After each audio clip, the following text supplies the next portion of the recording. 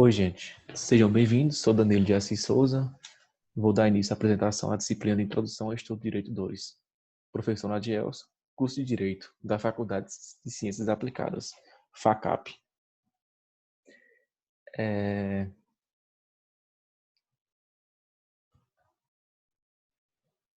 Bom, o tema que eu escolhi é notas sobre epistemologia jurídica de Hans Kelsen, o sentido do direito e da ciência na teoria pura do direito. O autor é Nicola da Silva, da Universidade de Caxias do Sul. Bom, o presente trabalho objetivo análise epistemológica do terceiro capítulo da obra Teoria Pura do Direito, Direito e Ciência, do jurista Hans Kelsen, através de uma breve exposição dos principais aspectos bibliográficos e das ideias centrais do autor, em especial sua concepção epistemológica jurídica no campo do normativismo. Ressalta suas características e contribuições no direito. Descreve ainda o centro de interesse da teoria pura, qual seja a tentativa de conferir à ciência um método e um objetivo próprios, e um objeto próprio, depurando-os de quaisquer influências da ideologia política e dos elementos da ciência natural. Ao final, expõe e arrasou algumas das objeções designadas à concepção de ciência subjacente ao pensamento gaussiano. Bom, o jurista e filósofo Hans Kelsen, considerado um dos maiores pensadores do século XX, deixou um vasto legado teórico-literário, do qual se destaca sua obra Teoria Pura do Direito. A importância desta obra se dá especialmente pelo rompimento com ditames da filosofia jurídica tradicional da época, a qual, segundo Kelsen, era contaminada com ideologia política de todos os elementos da ciência natural. Pretendia o autor, assim, desenvolver uma teoria jurídica pura, ou seja, consciente da legalidade específica do seu objeto. Bom, nesse aspecto, o objeto do presente trabalho é empreender uma inclusão ao pensamento de Kelsen, em especial uma análise da relação entabulada entre ciência e direito, proposta pelo autor no capítulo 3º de sua obra magna, A Teoria Pura do Direito, considerando suas atuações no paradigma normativista, apresentando suas diretrizes basilares, bem como uma análise de suas limitações por meio de um arrazoamento de críticas mais pertinentes recebidas. Bom, para falar de Hans Kelsen, vamos primeiramente saber quem foi Hans Kelsen. Bom, Hans Kelsen nasceu em Praga em 11 de outubro de 1881, graduou-se na Faculdade de Direito na Universidade de Viena, instituição que iniciou sua carreira lecionando a partir de 1911 até 1930. Convocado em 1917, serviu como assessor jurídico no Ministério de Guerra, colaborando com a relação da Constituição Republicana. Atuou ainda como juiz da Corte Constitucional da Áustria, no período de 1921 até 1930. Após esse período, ele mudou-se para a Colônia, onde permaneceu até ser expulso pelo governo central. Bom, suas perspectivas bibliográficas.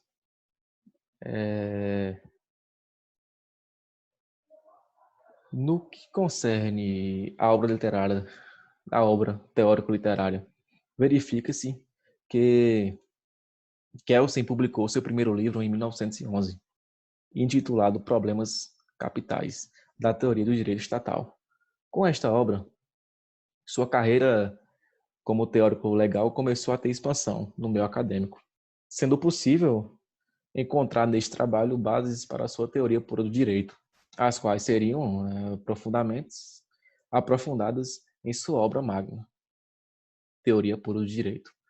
Destarte tem-se que a obra de maior denodo de Kelsen é a Teoria Pura do Direito, que consiste na condensação de todos os estudos do autor acerca do direito, 4 versões da mesma obra.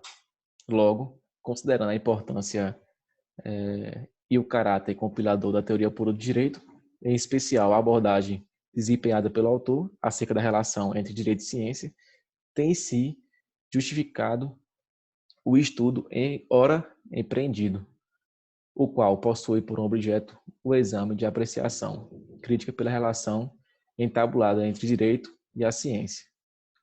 Bom, vamos falar agora da relação de direito e ciência.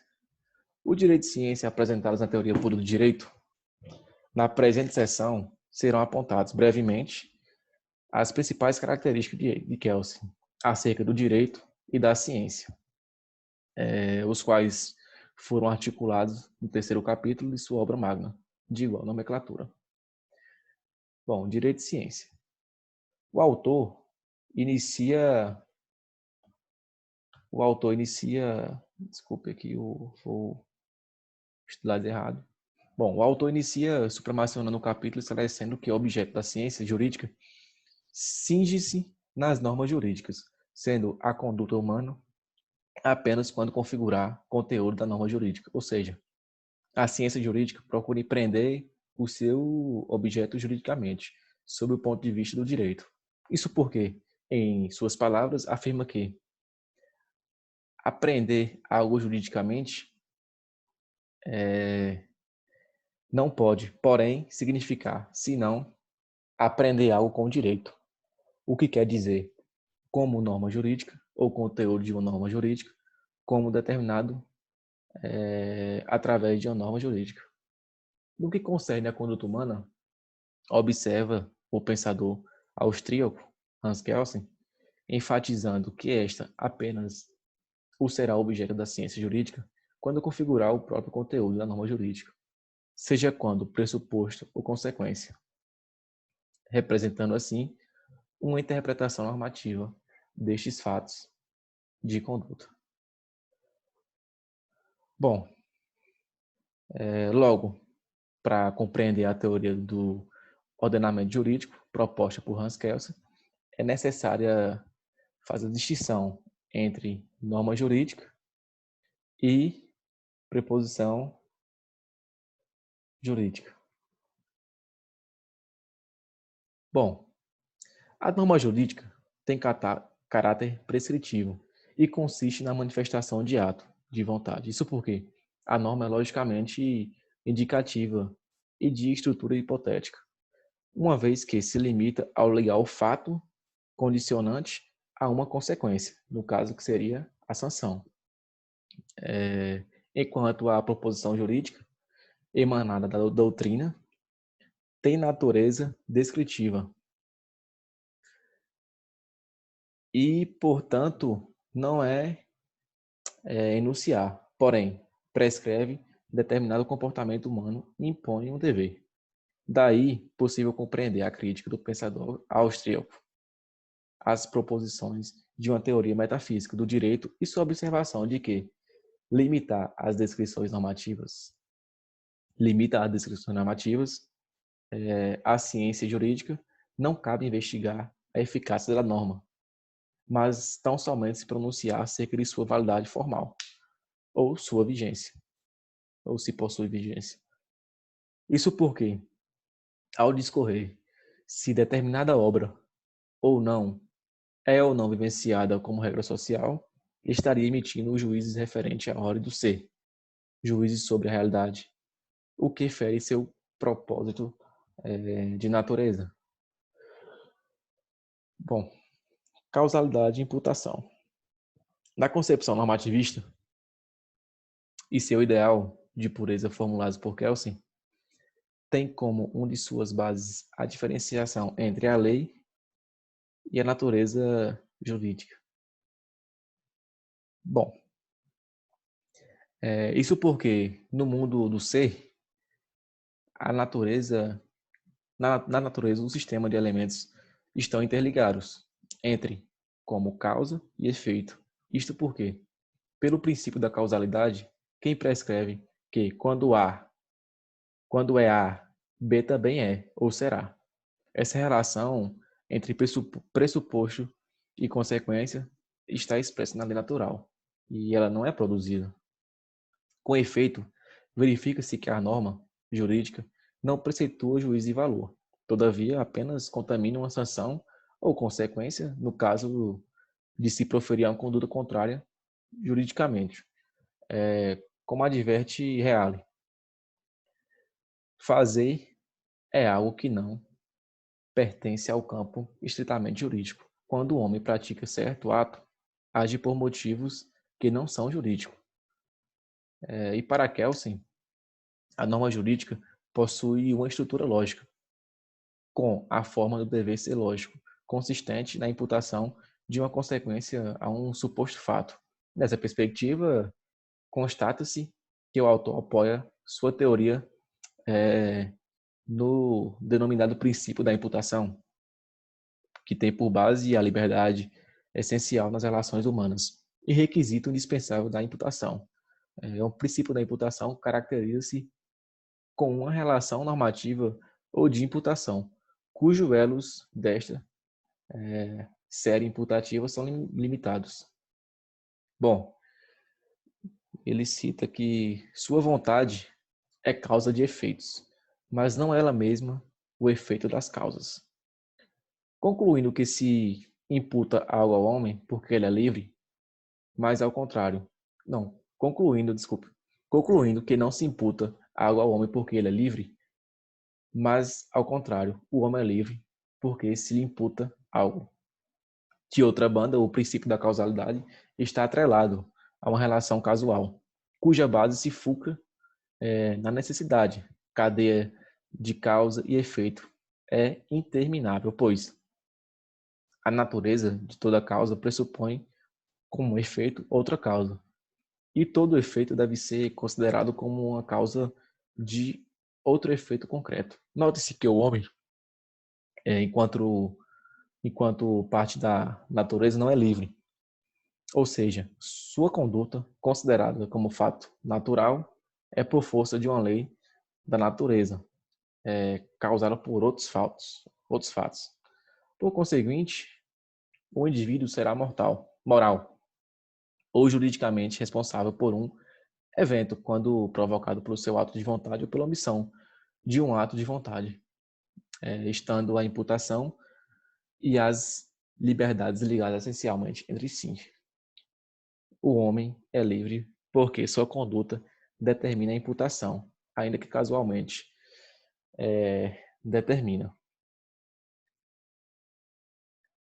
Bom, a negação do ser e o direito como ideologia.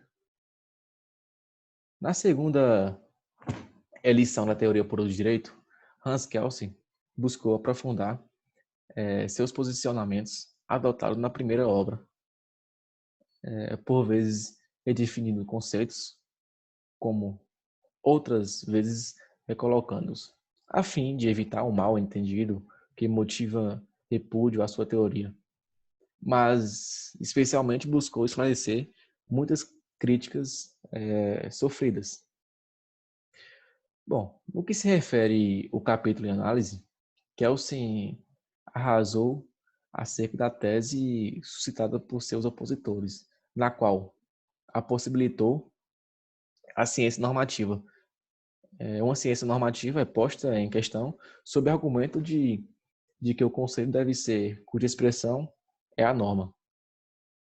Seria sem sentido ou se constituiria uma mera ilusão ideológica. Com efeito, na construção da ciência do direito, efetuada através da identificação de um objeto próprio de estudo do direito, depurado toda e qualquer variável que não pertence ao direito, Kelsen tece a distinção.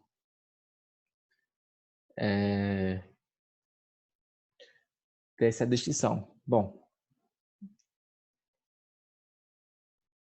fundamental entre a sociologia do direito, cujo objetivo foca-se nos fenômenos paralelos da natureza e nos fatos de ordem do ser. E a teoria do direito, que se ocupa nas normas jurídicas, descrevendo o dever da norma, ciência normativa, por seu turno, é aquela que descreve o direito como sistema de normas, no qual o dever ser é expresso na norma. Bom, logo ao se referir que se trata de ilusão ideológica, significa que é impossível uma ciência jurídica normativa, ou apenas possível enquanto compreendido como sociologia jurídica. Nesta ótica, os atos jurídicos são tomados apenas na sua facticidade, não levando em conta o sentido específico do seu teor. Todavia, a teoria sociológica jurídica ocupa-se com os fatos da ordem do ser, e não colocando em relação às normas válidas. Em outros termos, descreve a conexão causal entre quaisquer fatos políticos ou econômicos e atos produtores de direitos, assim como entre atos produtores de direito e a conduta humana visada, quando motivada, pela representação da intenção de um ato. No entanto, explícita Kelsen a proposição jurídica que descreve o direito não se cinge em mero significado de conexão funcional específica. Isso porque, na imputação, há conexão funcional distinta daquela decorrente do nexo causal, pois os fatos que a imputação jurídica conexiona entre si são diversos, na medida em que a imputação jurídica liga o fato determinado pela ordem jurídica, com a consequência fixada pela mesma ordem. Portanto, ao considerar o direito como ideologia, tem-se que este não seria exigível, ou seja, as normas jurídicas não seriam aplicáveis, assim como seria equivocada, vez que a ideologia é por si mesma equivocada. Bom, aqui vão algumas críticas a Kelsen. A tese formulada por Kelsen, em que defende uma ciência do direito como objeto próprio de estudo do direito e livre de qualquer influência ideológica, política e dos elementos da ciência natural, bem como uma proposição de que o direito deveria ser apreendido como norma e não como fato social. Foi recepcionada na época de sua publicação com grande polêmica e ressalva. E, seguindo uma das críticas cardeais sofrida por Kelsen, diz respeito à denúncia de sua teoria. A denúncia de sua teoria seria deveras reducionista quanto ao objeto jurídico, e a natureza puramente normativa, ventiladas pelo autor. De forma a olvidar as dimensões sociais e valorativas, relegando o fenômeno jurídico e a mera forma normativa, de fato, a cientificidade e pureza propaladas pelo mestre normativista não deixam também elas de serem consideradas ideologias por si próprias, uma vez que transformam-se em instituições e legitimações de inúmeras ordens políticas e jurídicas. Para o Arati, o caráter idealista da teoria pura de Kelsen, sob a égide epistemológica, se denota a partir da não identificação entre o idealismo ou metafísica e o positivismo, vez que, para o referido autor, então seria tão somente uma forma de idealismo, afirmando que a fusão de algumas ideias do kantismo com outras do positivismo determinou um processo dialético entre ambas as posturas, cuja síntese é a teoria pura do direito, isto é, um pensamento relativamente distante e reformulado dos pressupostos indicados, quaisquer que sejam as variantes introduzidas nas diversas versões da teoria pura durante a longa vida de Kelsen. O saldo teórico não deixa de ser um pensamento idealista. E isto porque tanto o processo positivista do conhecimento em sua forma experimental ou em sua modalidade lógica, como o racionalismo, em sua forma pré-genesiológica e dogmática, ou transcendental. Tem como base a mesma problemática epistemológica, e define a mesma temática fundamental ao mesmo tempo que evitar possíveis relações da teoria com a realidade. Por razões epistemológicas, sustento a tese de que o positivismo é uma forma de idealismo, porquanto, diacronicamente, sua dialética, ao mesmo tempo... Não, desculpe, me perdi aqui. Diacronicamente, define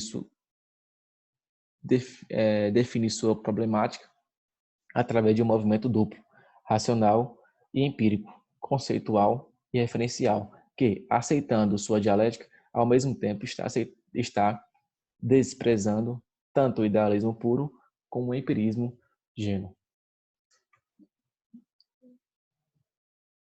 Bom, importa observar ainda outra objeção fundamental em Kelsen, qual seja a impossibilidade de proceder com a separação rígida entre o mundo do ser e do dever ser, concebidos com categorias ontológicas radicalmente distintas. Isso porque entre o ser e o dever ser existe um nexo de implicação e polaridade que o torna compreensível a complexidade dialética do próprio direito, mantendo-se, porém, inofenso a qualquer pretensão deste tipo. Logo, o embasamento lançado pelo filósofo de uma forma normativista, abstrato, vai de encontro com um dos fundamentos inerentes à essência do próprio direito, a matéria social regulada. Bom,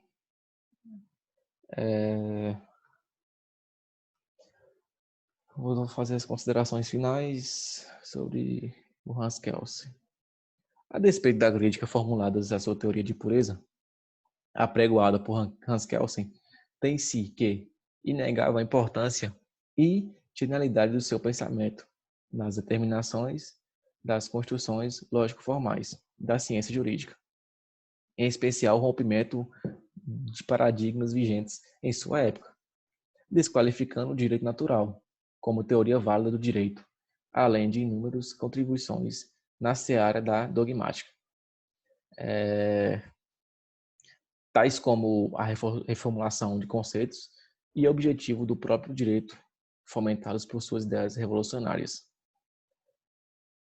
Nem demais notar, desde logo, que a problemática em torno da objetividade científica do direito atualmente se encontra no cerne de discussões do chamado neopositivismo ou pós-positivismo, em particular considerando as novas abordagens epistemológicas acerca do direito e sua ciência, com notável acento hermenêutica, com total acento na hermenêutica jurídica, e contando com o desenvolvimento da filosofia da linguagem e da argumentação jurídica. Logo, afere-se que o tema ainda persiste fascinante quanto controvertido.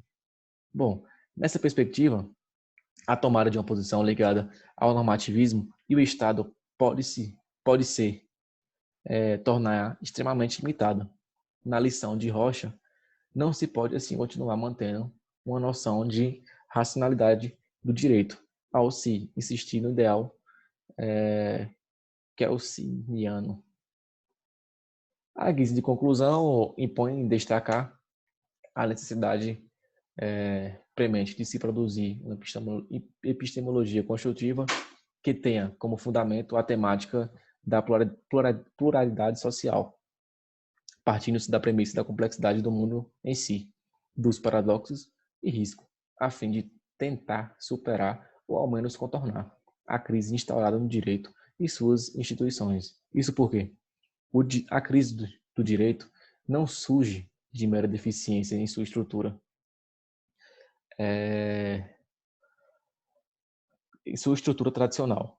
Contudo, ao revés, tal crise emerge de igual forma da ausência da integração de seus pressupostos dogmáticos e as necessidades decorrentes da sociedade globalizadas, os chamados novos direitos. Bom, bem interessante esse artigo e o autor deixou claro aí que queria passar o que ele queria passar, bem assim como concordando com a visão que ele trouxe, pois ele não trouxe só a visão de Kelsey, mas também trouxe outras visões e opiniões críticas relacionadas ao assunto. Bom, espero que vocês tenham gostado e até a próxima.